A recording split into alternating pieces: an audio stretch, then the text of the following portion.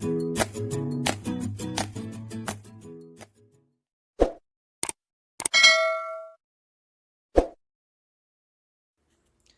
सभी का एक बार फिर से स्वागत है हमारे YouTube channel omega study online पर। इस वीडियो में आज अपन डिस्कस करेंगे कंप्यूटर के टॉप 20 क्वेश्चन जो मंडी निरीक्षक एवं उप निरीक्षक परीक्षा जो कि व्यापम के द्वारा लिया जाता है उसमें ऑलरेडी किसी न किसी वर्ष पूछे जा चुके हैं। तो इसमें जितने भी 20 प्रश्न लिए गए हैं वो सभी इम्पोर्टेंट हैं, आगे भी पूछे जा सकते हैं, या फिर इस तरह के जो टॉपिक बनेंगे आपका उसको आपको अच्छे से पढ़ना होगा। तो चलिए वीडियो को शुरू करते हैं। चलिए सबसे पहले मंडी निरीक्षक एवं उप निरीक्षक का सिलेबस देखते हैं कि क्या क्या पूछा जाएगा और कितने मार्क्स का पूछा जाएगा। तो देखिए पहला आपका मैथमेटिक्स है जिसमें 30 प्रश्न पूछे जाएंगे जो कि आपका 30 अंक के होंगे। सामान्य ज्ञान के भी 35 प्रश्न और ये भी 35 नंबर के होंगे। हिंदी और इंग्लिश में 10-10 प्रश्न, ये भी 10-10 अंक के होंगे। रीजनिंग में 15 प्रश्न 15 अंक के। करंट अफेयर्स में 25 प्रश्न 25 अंक के। छत्तीसगढ़ से संबंधित जी के 15 अंक के 15 क्वेश्चन पूछे जाएंगे। कंप्यूटर जो जीके है आपका उसमें आपका 20 प्रश्न होंगे और कुल अंक 20 होगा। आगे देखते हैं। तो इस सब को मिलाकर के आपके टोटल 150 नंबर बनते हैं और कुल प्रश्न भी 150 होंगे, यानी कि प्रत्येक प्रश्न में आपका 1 अंक होगा, साथ में 1/4 का नेगेटिव मार्क होगा। तो चलिए शुरू करते हैं कंप्यूटर के 20 प्रश्नों का सीरीज। इसमें केवल कंप्यूटर के 20 प्रश्न लिए गए हैं, बाकी सब्जेक्ट हैं उसके भी प्रश्न इसी चैनल पर अपलोड किए जाएंगे। इसके लिए आपको इस चैनल के बेल आइकन को दबा करके ऑल को प्रेस करना है ताकि अदर सब्जेक्ट के वीडियो डलेंगे तो उसका नोटिफिकेशन आपके पास सबसे पहले पहुंच सके। देखिए इस वीडियो में जो प्रश्न लिए गए हैं वो व्यापम के प्रीवियस ईयर में जो एग्ज़ाम हुए हैं उसी से उठाए गए हैं। तो ये सभी प्रश्न आपके लिए बहुत ही ज़्यादा इम्पॉर्टेंट है। तो चलिए बिना टाइम वेस्ट किए शुरू करते हैं। देखिए पहला क्वेश्चन है आपका, निम्न में से कौन सा माउस की तरह कार्य करता है? ऑप्शन है आपके पास keyboard, track ball, light pen और इनमें से कोई नहीं। तो माउस की तरह काम करने वाला जो आपका डिवाइस है उसका सही आंसर होगा ऑप्शन नंबर बी यानी ट्रैक बॉल। चलिए देखते हैं सेकेंड क्वेश्चन।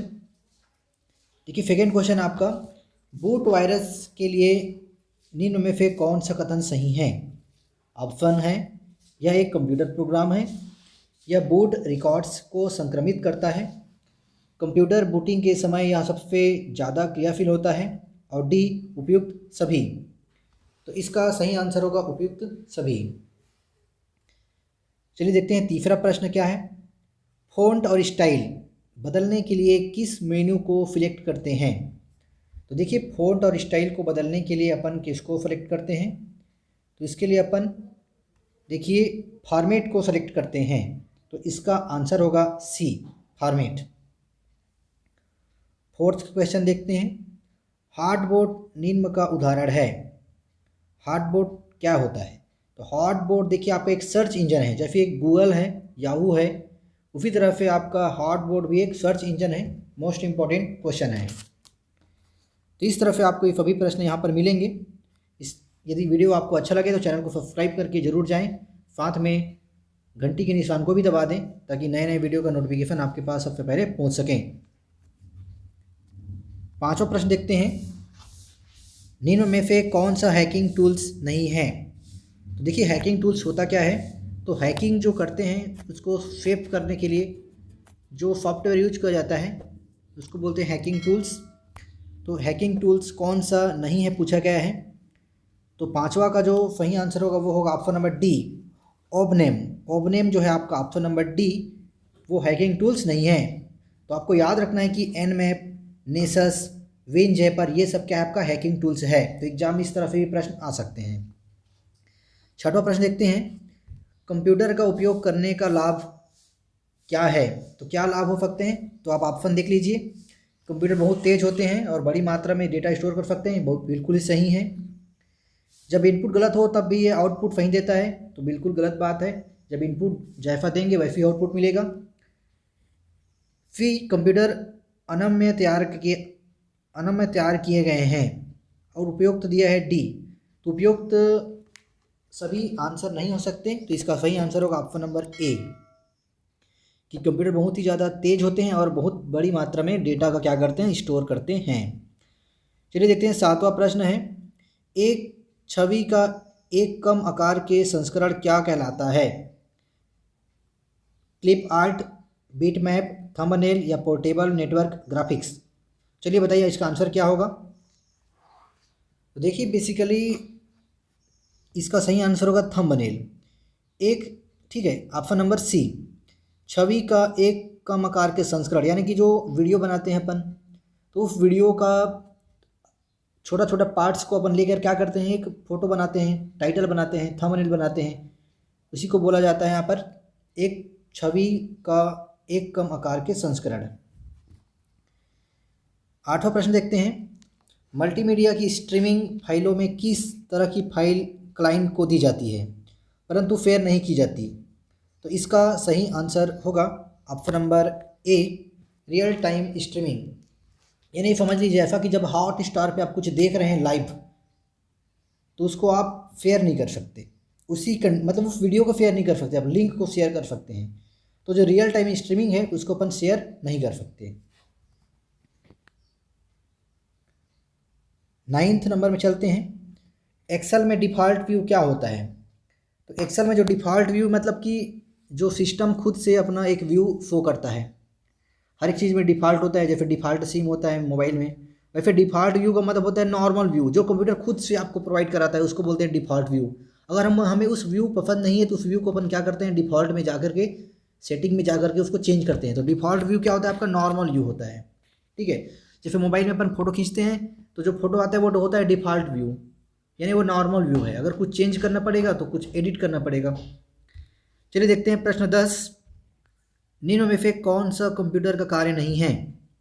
तो इनपुट तो देते ही हैं अपन कीबोर्ड से, साथ में आउटपुट भी मिलता है, प्रोसेसिंग भी करता है कंप्यूटर, बट अंडरस्टैंडिंग नहीं, कंप्यूटर का काम समझना नहीं है। ठीक है, तो अंडरस्टैंडिंग कंप्यूटर नहीं करता। तो 10 नंबर जो 10वां प्रश्न है उसका उत्तर होगा डी। यदि वीडियो आपको अच्छा लगे तो जरूर एक लाइक कर दें।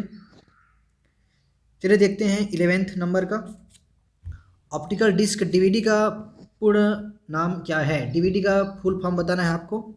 तो इसका ऑप्शन नंबर सी करेक्ट होगा, डिजिटल विजुअल डिस्क, यानी कि डीवीडी। मोस्ट इंपॉर्टेंट क्वेश्चन है।